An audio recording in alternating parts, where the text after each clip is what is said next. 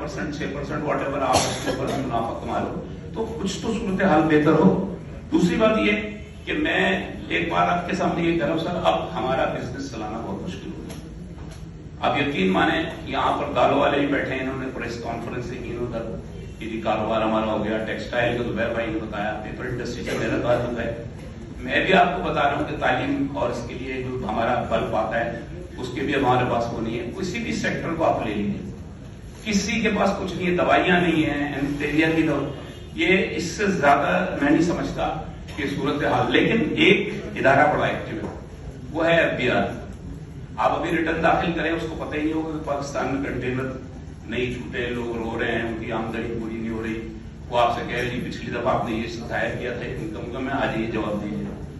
अभी आपको sale tax के नोटिस आएंगे। तो सर मैंने इसके लिए एक हल तजवीज किया है, और वो हल जनाब चेयरमैन आपकी इजाजत से मैं कराची की ट्रेड एंड इंडस्ट्री की तरफ से जनाब गवर्नर को एक गिफ्ट कर रहा हूं। ये रिकॉर्ड कर लेना भाई मीडिया वाले हजरात, ये कराची की ट्रेड एंड इंडस्ट्री की चाबियां हैं। मैं गुजारिश करूंगा कि ट्रेड और इंडस्ट्री आप चला लो, हमारे बस की बात है।